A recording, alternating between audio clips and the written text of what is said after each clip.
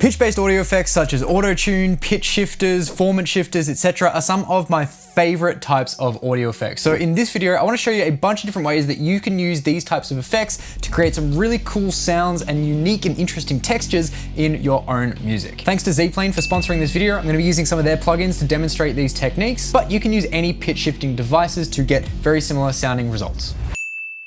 So here in this track, I've got this cool little vocal hook, which is running through a bunch of processing and sounds like this. Don't hold your breath, no regrets, feel the rush, take the step. And I want to give this sound just a little bit more weight and make it sound a little bit less just like me talking or kind of rapping into the microphone. Now you could do this just by pitching down the audio if you wanted to, but I'm going to go ahead and use Zplane Elastic Pitch V2 here. So let's just play this and adjust the pitch slider to hear what it sounds like. Don't hold your breath, no regrets, feel the rush, take the step, don't hold your breath, leave nothing left, feel the energy, it's not over yet, don't. So just by pitching it down a tiny little bit, we get this really nice kind of more deeper, unnatural sounding vocal. But what's really cool about something like Elastic Pitch here is that I can actually unlink the pitch from the formant shifting. So if we go down to the bottom left, we can click on this little lock button, and now I get independent control over this pitch parameter and this timbre parameter as well. So I can go ahead and find a pitch that I like. Don't hold your breath, no regrets,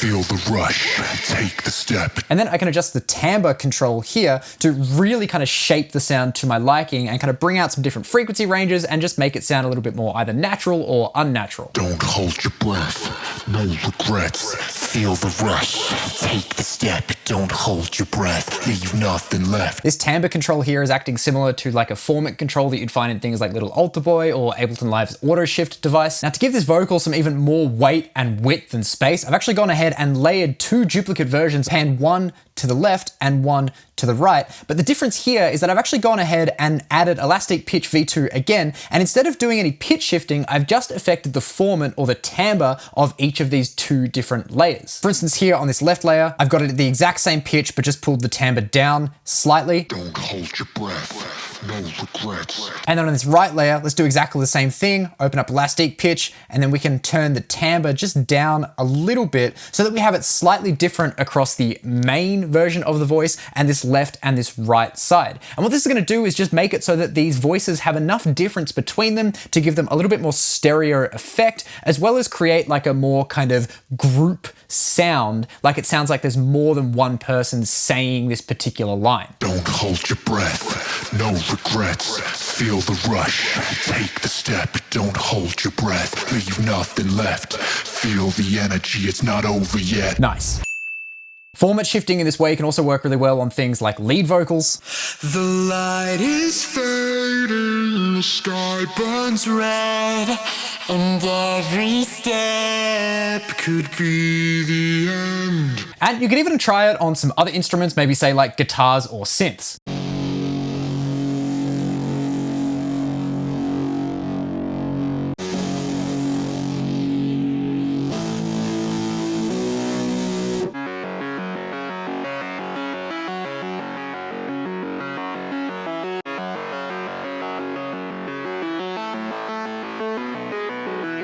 By increasing the timbre or the formant, you can get a more kind of upfront and in-your-face sound, which I find is really nice, particularly on things like synths and guitars.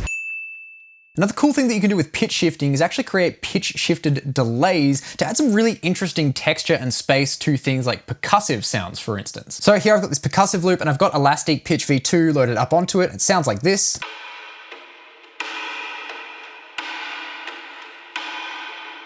And you'll notice here over on the right-hand side, we actually have this little delay section. If I increase the feedback, we just get a kind of typical delay. We've got it currently set to 1/8 notes here.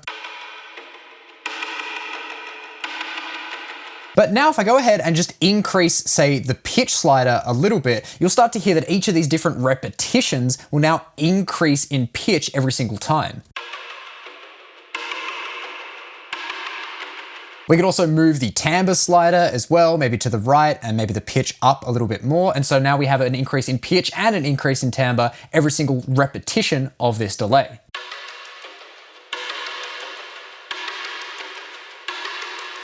You can do a similar thing with Ableton Live's shifter device, which is really cool because it actually has a frequency shifter option as well. Or if you want to create this kind of effect yourself, you can actually do so by creating a feedback audio effect rack inside of Ableton Live with a pitch shifter and a delay inside of it. If you want to learn how to create that, you can check out my video with the card above where I go through that exact process. In order to get this pitch shifting just a little bit more interesting and a little bit more spread out to the sides, what I've actually gone ahead and done is created an audio effect rack with the elastic pitch V2 on it and a chorus after it, and then have another chain here, which is just passing through the dry signal. And now you can hear that each of these delay pitched repetitions are actually spread out to the side a little bit because of this chorus.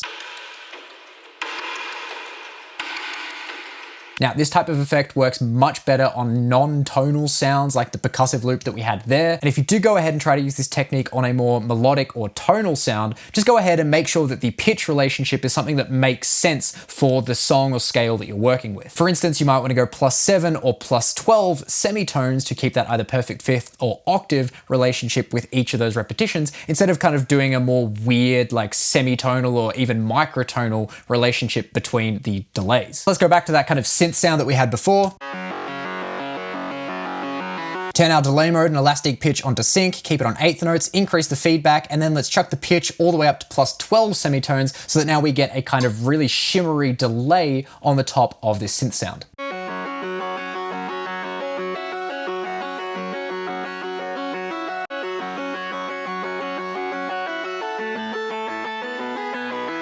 By the way, if you're enjoying this video, I'd love to invite you to leave a like down below, subscribe if you're new, and if you want to keep up to date with all the things that I'm doing, you can subscribe to my monthly newsletter down in the link in the description as well.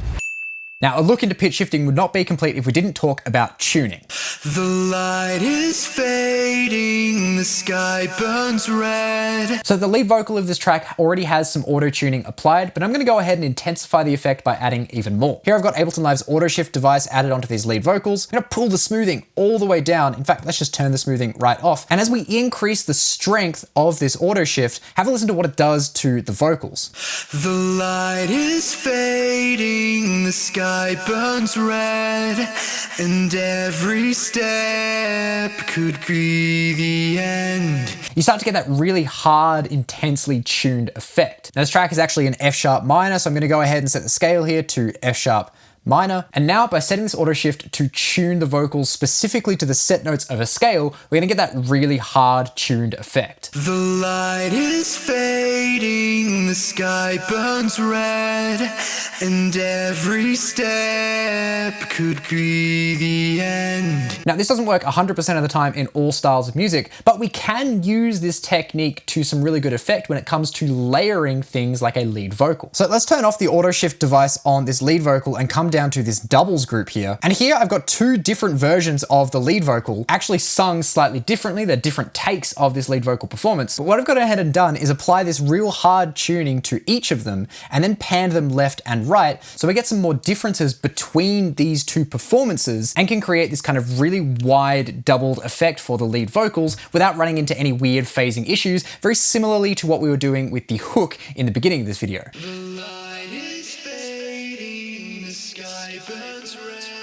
Layer the original lead vocal with these two new layers and we get this.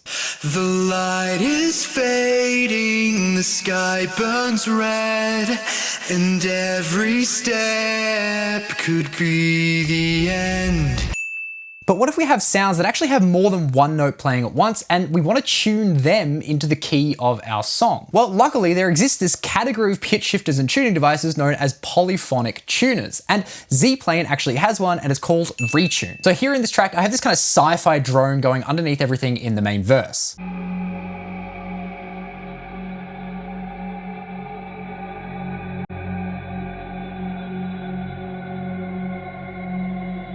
But as you can hear, this drone doesn't really have a specific pitch and there's a lot of kind of atonal movement going on in it. And so we can use something like Z-Plane's Retune device to tune this to our specific key of the track. So on the track, I've got here Z-Plane's Retune and I've set the input key to F sharp chromatic, meaning that it will analyze every single kind of note of the incoming sound. And it doesn't really matter what key that it's in, but I've set it to F sharp because that means that I can then have the root key of the output be F sharp, and then I can change this to minor here. So that we're taking every single note of the incoming audio that Retune analyzes and then snapping it into F sharp minor, which is the key of our track. I've got this pitch correct slider here on the bottom left all the way up, and then let's just increase the dry wet from 0 to 100% so you can really hear the effect that this is having on the sound.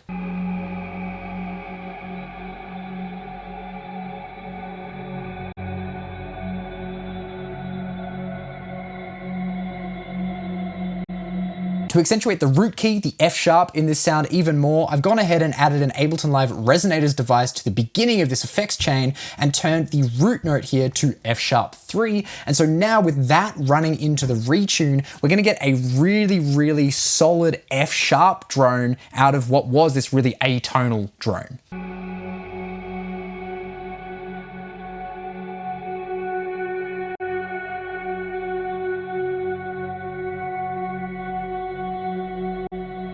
And that provides a nice, solid foundational bed for all the rest of the sounds in the verse to sit atop of.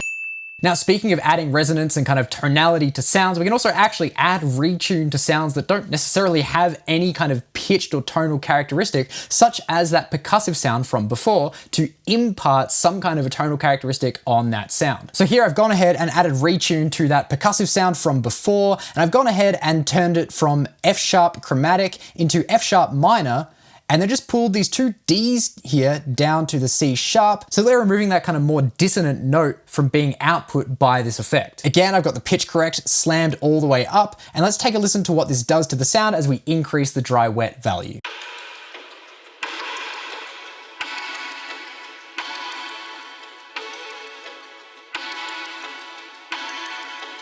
It's also important to note here, I've got the sensitivity set all the way to 100%, and you can adjust the smoothing to get just a little bit of a nicer, smoother tuning effect. And because there's a more percussive sound, leaving the transient at 100% is a good idea as well. And so with this just kind of pulled maybe a little bit back to 50% or so dry wet, we can start to impart some more interesting tonal characteristics onto this percussive sound. Bring all of this together and we've set up a really cool atmosphere and vibe for this track. Let me show you what it all sounds like when put together.